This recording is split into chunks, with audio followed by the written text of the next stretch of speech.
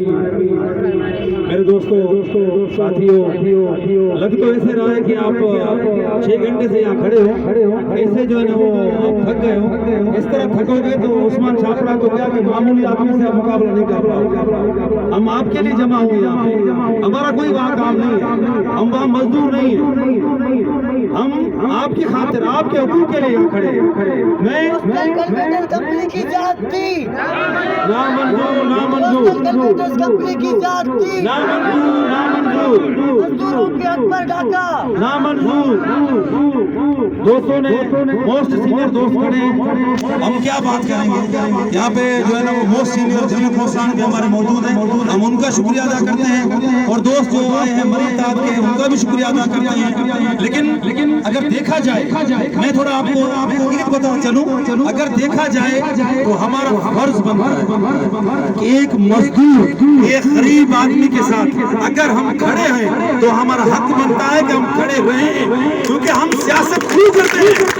ہماری سیاست کا محور ایک عام آدمی کو ہونا چاہیے.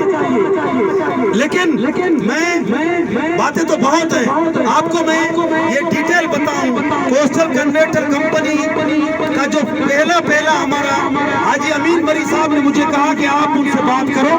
ایک بزرگ آدمی ہے، میڈیا والوں کو میں دکھانا چاہتا ہوں، دکھایا.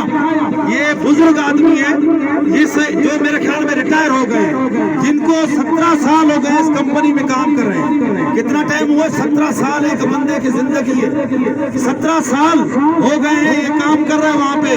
مجھے حاجی صاحب نے کہا کہ اس عثمان سے بات کرو کہ اس غریب کی تنخواہ 18,000 ہے، اس کی 3 سے 4,000 تنخواہ بڑھا دے. کیونکہ آپ کو حقیقت تو پتا چلے کہ لوگ تو کہتے ہیں کہ ہم بھتہ خور ہیں.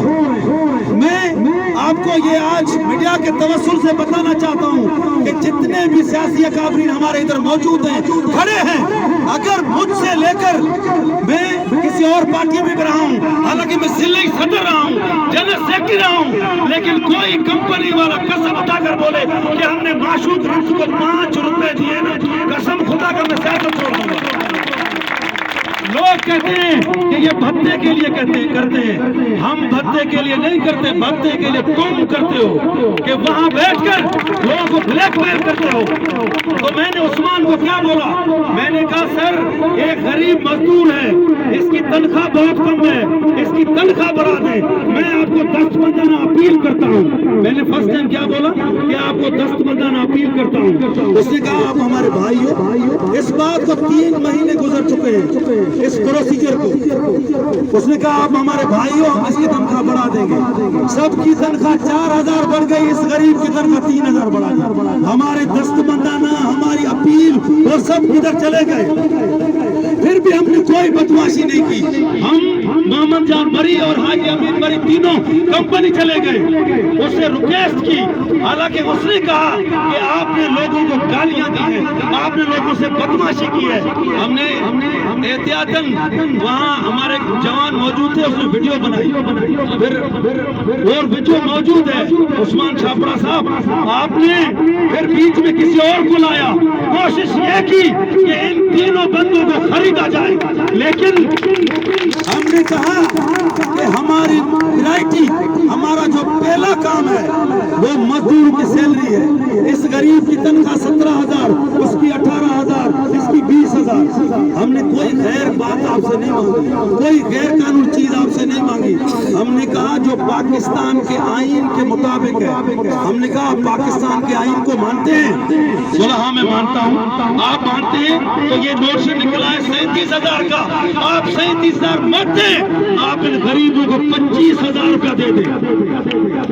ہاں میں دے دوں گا، آپ صبر کریں. اس بات کو 3 مہینے گزر گئے، لیکن اس ظالم نے کیا کیا؟ ایک ڈرامہ رچایا، ایک شفٹ ختم کر دی، پھر 2 شفٹیں چالو کی.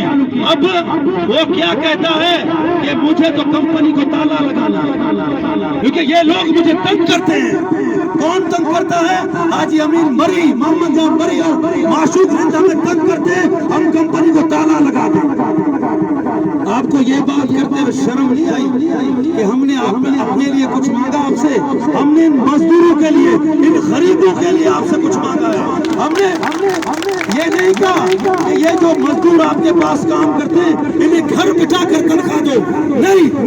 कहा ये अपनी ड्यूटी करेंगे, आप इनको जो कानून है, जो आइन है, उसके मुताबिक तनख्वाह।